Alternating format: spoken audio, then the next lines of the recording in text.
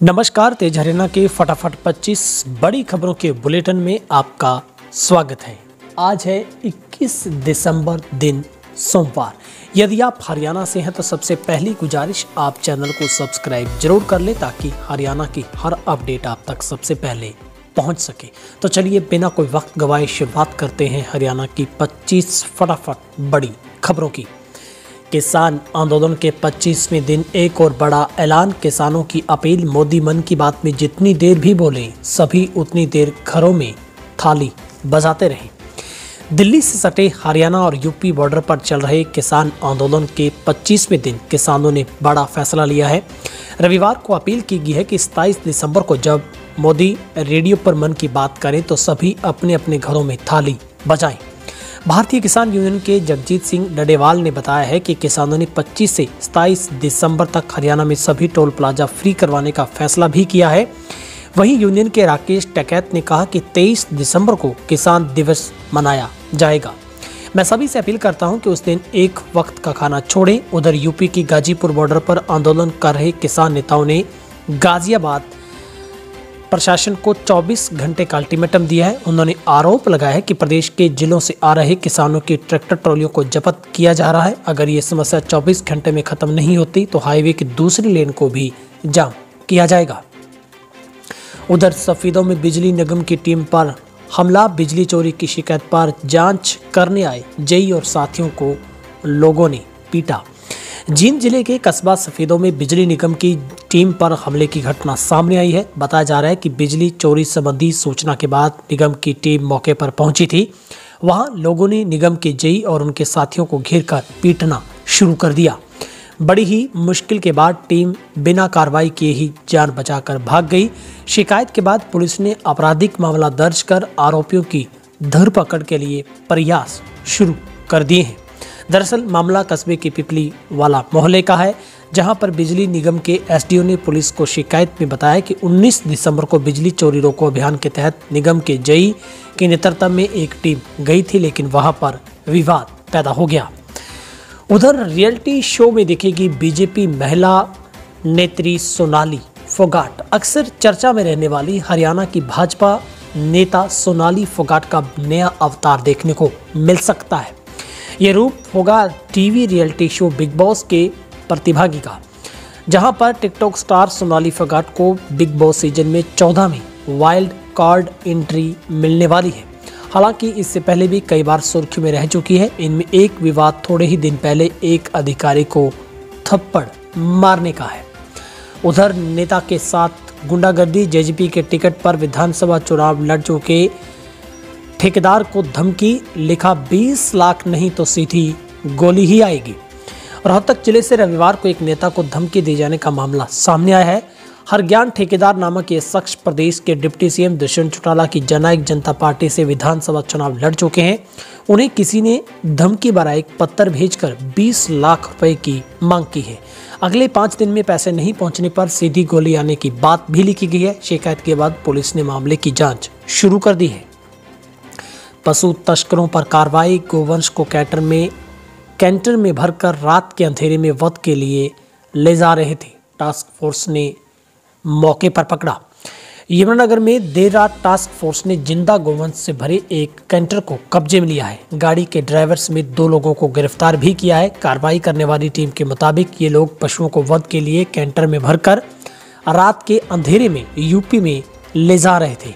सूचना के बाद पुलिस ने गोरक्षकों की मदद से इन्हें धर दबोचा। आरोपियों के खिलाफ पशु क्रूरता अधिनियम के तहत तस्करी के आरोप में केस दर्ज कर आगे की कार्रवाई शुरू की गई है। उधर हरियाणा के कैथल में कमरे में हीटर लगाकर सो रहे व्यक्ति की रजाई में लगी आग, जलकर मौत। कैथल जिले के कैलरम गांव में एक मकान के चौबारे में हीटर लगाकर सो रहे व्यक्ति की झुलसने से मौत हो गई।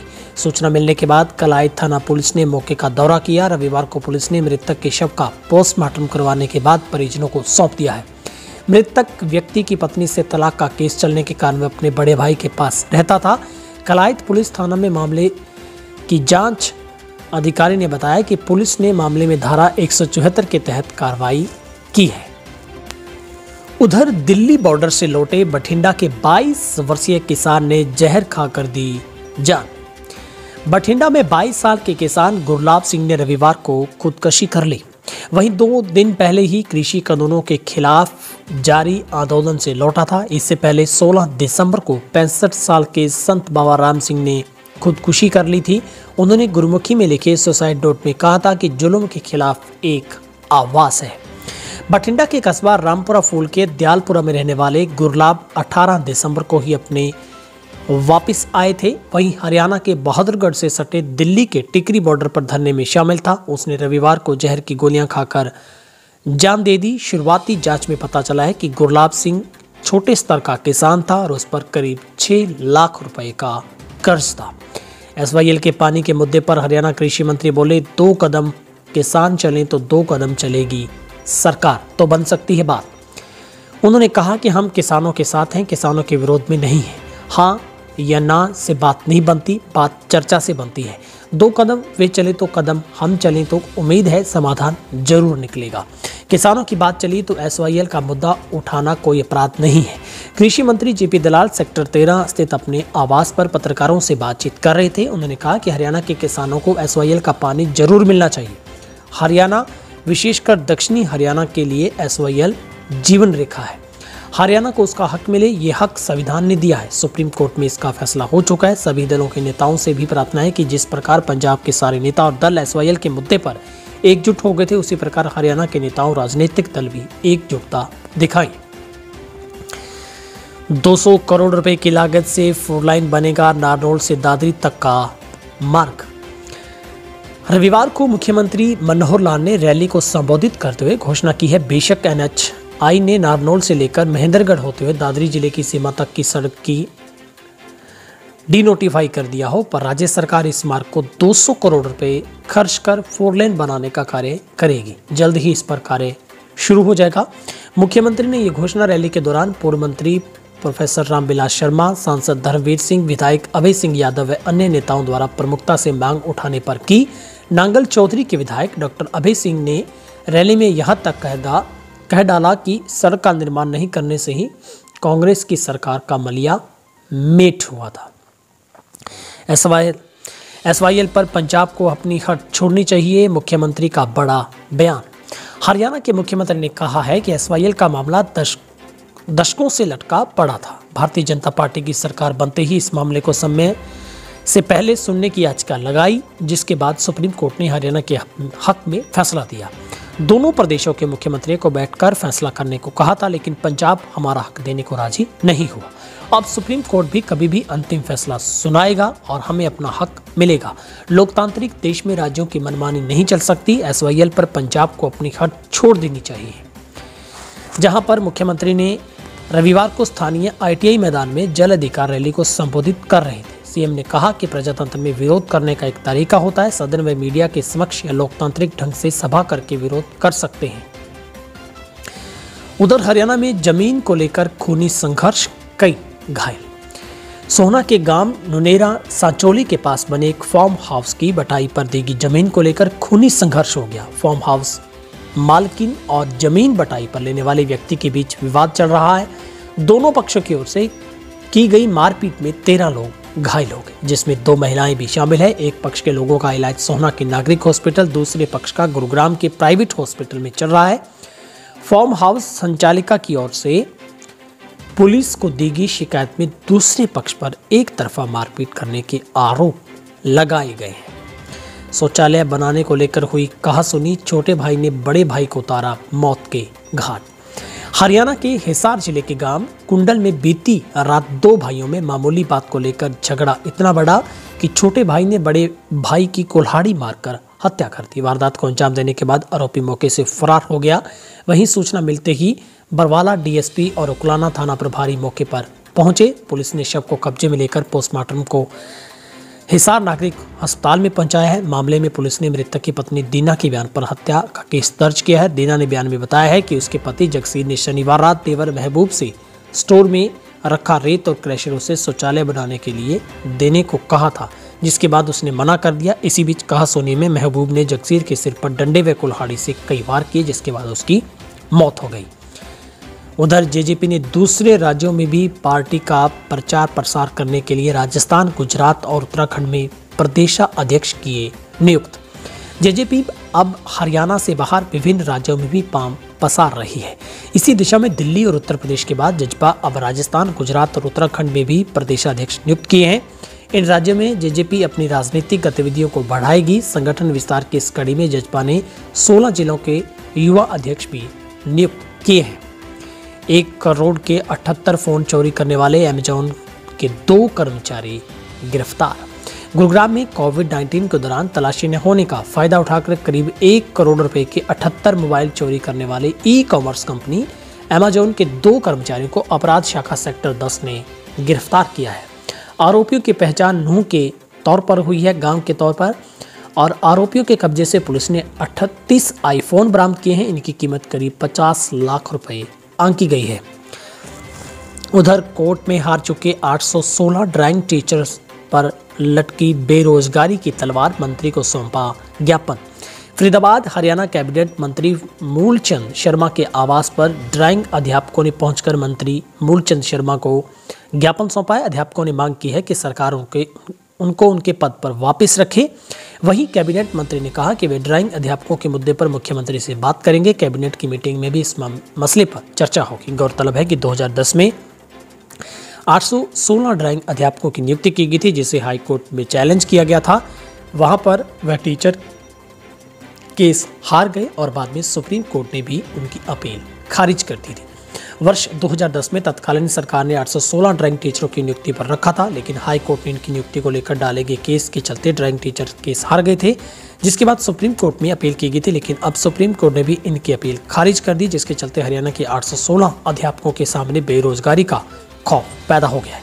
अपनी नौकरी को हाथ से निकलता देख अब तमाम अध्यापक कैबिनेट मंत्री के आवास पर पहुंचे और ज्ञापन सौंपकर अपनी नौकरी बनाए रखने की मांग की है।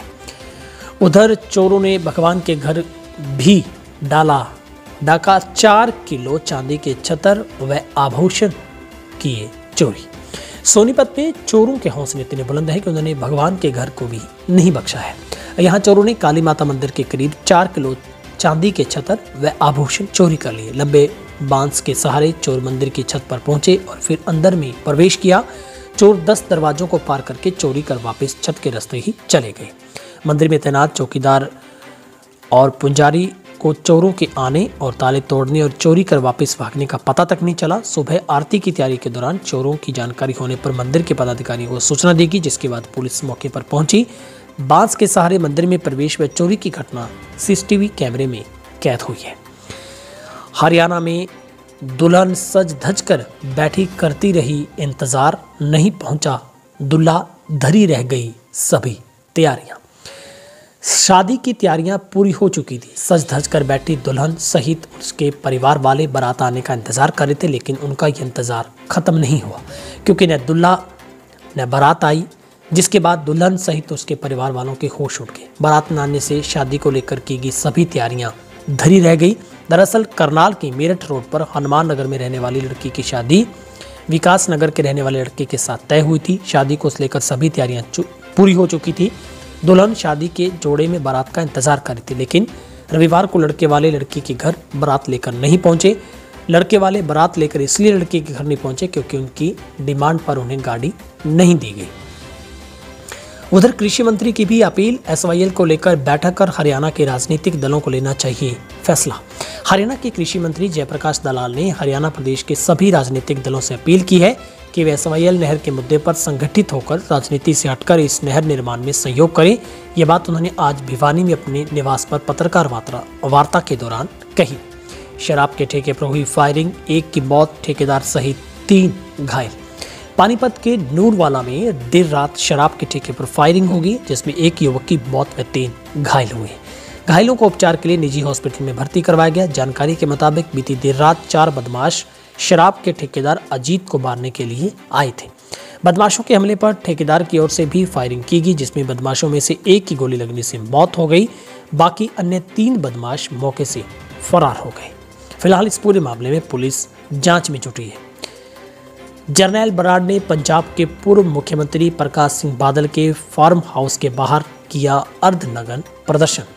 किसानों के लिए न्यूनतम समर्थन मूल्य की गारंटी के कानून की मांग को लेकर गत दिनों एलनाबाद के खंड के गांव तलवाड़ा खुर्द के बस स्टैंड पर 22 दिन तक मरण व्रत रखने वाले एलनाबाद के किसान जरनैल बराड़ वन के सहयोगी भीम साई ने अर्धनग्न होकर पंजाब के पूर्व सीएम प्रकाश सिंह बादल के बालासर फार्म हाउस पर 2 घंटे लगातार प्रदर्शन किया। अर्धनग्न शरीर पर एक ऐसा इश्तिहार भी बांधा गया जिस पर यह लिखा हुआ था कि क्या राजनीतिक दलों को काम लोगों को बरगलाकर झूठ बोलकर सत्ता प्राप्त करनी ही है या सच बोलकर देश, कानून, न्याय और सच की रक्षा भी करनी है। किसानों के समर्थन में बीजेपी के नवनियुक्त मंडल महामंत्री ने पद से दिया इस्तीफा। बीजेपी के नवनियुक्त मंडल महामंत्री ने अपने पद से इस्तीफा दे दिया है। तीनों कृषि कानूनों को जल्द वापस लेने की मांग करते हुए जाखल में बीजेपी के नवगठित की कार्यकारिणी में मंडल महामंत्री जरनैल सिंह ने अपने पद से इस्तीफा दिया है।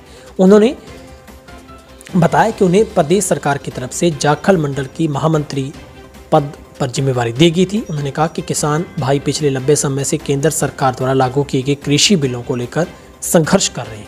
किसान दिल्ली में शहादत दे रहे, इस पर दुखी होकर बीजेपी जाखल मंडल के पद से इस्तीफा दिया है। इंद्री में बीजेपी के मंत्री और विधायकों का होगा घेराव। किसानों ने मीटिंग कर बनाई बड़ी रणनीति। भारतीय किसान यूनियन के नेताओं की रविवार को इंद्री में एक बैठक हुई। इसी मीटिंग में सरकार के खिलाफ रणनीति बनाई गई है। इसमें भारतीय किसान यूनियन के हल्का प्रधान सतीश ने हल्के की जनता से अपील की है कि कोई भी व्यक्ति बीजेपी के किसी भी मंत्री या विधायक का प्रोग्राम ना ले और उन्हें आमंत्रित भी ना करे, अन्यथा किसानों के आक्रोश का सामना करना पड़ेगा। किसान किसी भी कीमत पर बीजेपी के नुमाइंदों को हल्के में नहीं घुसने देंगे और उनका घेराव है वो किया जाएगा। किसान नेता ने बताया कि सरकार किसान व देश की जनता पर अत्याचार कर रही है। अंग्रेजों की तरह काले कानून किसानों पर थोपे जा रहे हैं।